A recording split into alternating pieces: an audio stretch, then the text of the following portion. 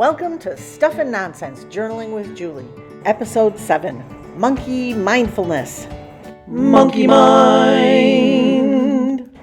You may not have a monkey on your back, but you probably have one in your mind.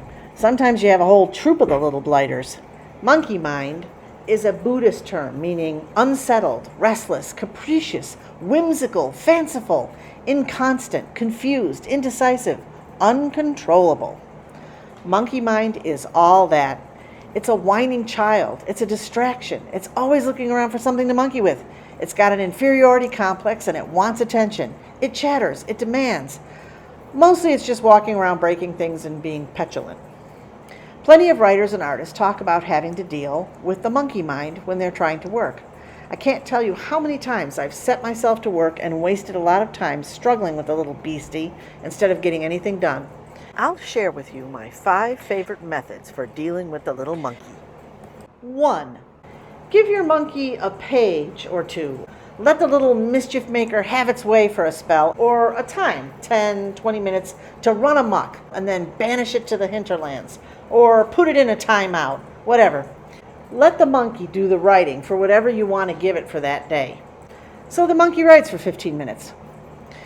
What's that? Give it to me. I don't feel good. Entertain me. Help me. Give me that too. I don't like that. Make it go away. I'm annoyed. He's funny looking. Why don't you like me? I want a snack. Do it now for me. I need tape, pencils, erasers, different paper, different surroundings. Why can't you give it to me? I want it. What's wrong with you? Do people even like you? Give yourself some space and set a time just to let it spin off and fall on the page. And then give the monkey a pat on the head and tell it to go occupy itself over in the corner for a while. It works pretty well. There was a time I had some health issues, and I used to keep a separate journal just for those complaints because it seemed to me that that painful little monkey was ruining my regular journal. It worked pretty well. I got plenty done after I gave myself a few pages in some other book just to vent and whine and be done with it. 2. Take your monkey for a walk, or ask it to dance. Walks are a great way to tire out the monkey and get back to work. In fact, walkabouts or dance breaks are a splendid way to tame the monkey.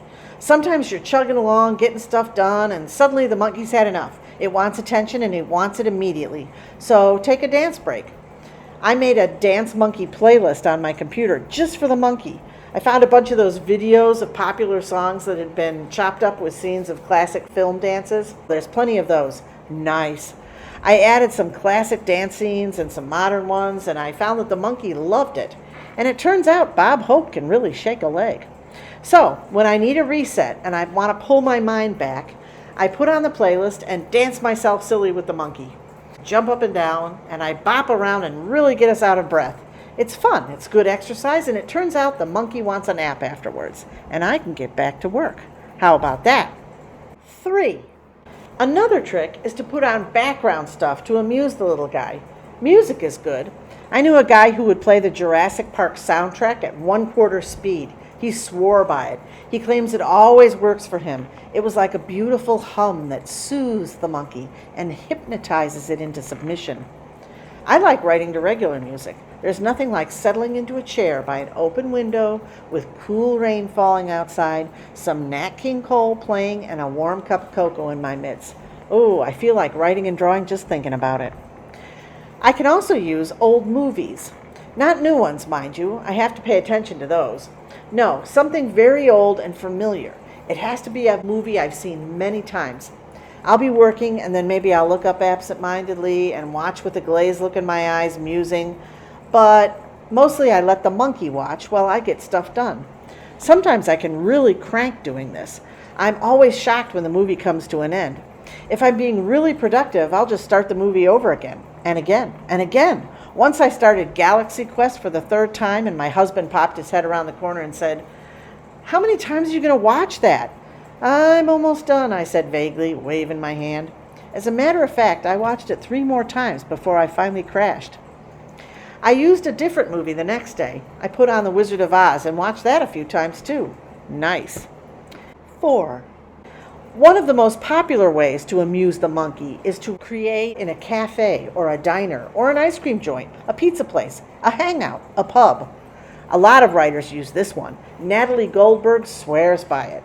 This one works a dream for me, too. My monkey is completely amused, and I can write and draw like crazy. Cafes are the best, usually. Someplace you can sit and watch the world go by. Diners can be great, but it's not fair to keep waitstaff stringing along. Still, if you can swing it, there's nothing like an eatery. I live in a neighborhood where people know me, and they're happy to indulge me. I knew a guy who loved to work in his favorite pub. He particularly liked it if there was a baseball game on that most people were ignoring. Afternoon baseball, he'd explain with a sigh. Those are the best. Monkey loves it, lulls him completely. I've always thought of pubs as being too social to work in, but he claims if you go in at about 2 in the afternoon, it's like the world is on pause. He orders a plate of fish and chips and a drink, and he writes till the dinner crowd starts to come in. Leave big tips, he said. They're happy to see you if you leave big tips. There was a 24-hour place not too far from where I lived, and it was more of a traditional restaurant, but in the middle of the night, it couldn't be beat for quiet, endless cups of caffeinated beverage with the occasional unobtrusive appearance of an amiable, sleepy waitress. College students used to love to work there on their papers. You could linger for hours. Definitely leave good tips. 5. Make the monkey a promise. I have a friend who has to do a lot of work for school projects she comes up with for her high school students. Papers, tests, everything. She won't give any ground to the little pests. She says she gives herself time to perform her setup rituals and then gently but sternly asks her monkey to go amuse himself elsewhere. She promises to let it have a day later. I'll take you to the zoo this weekend or the museum or the park, whatever. Now go, shoo, go on, I'm working here. Then she sits down and cracks her knuckles and dives in. She says if she does the ritual and says the words, it works for her.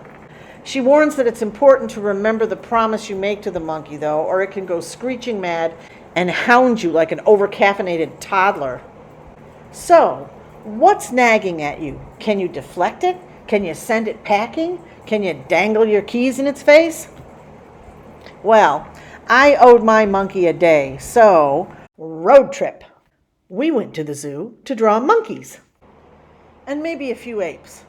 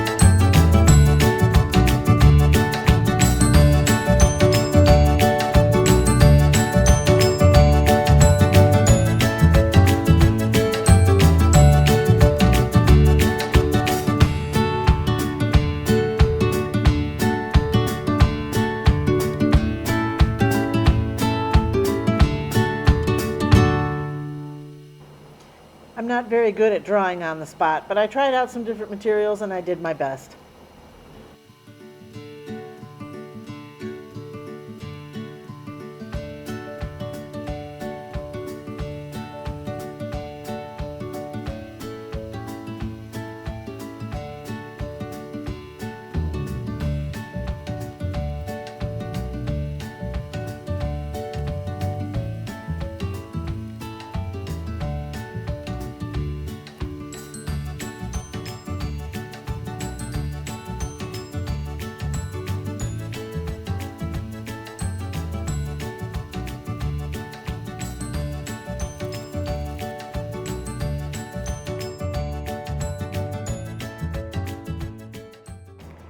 Hey, do you suppose this guy would make a good t-shirt?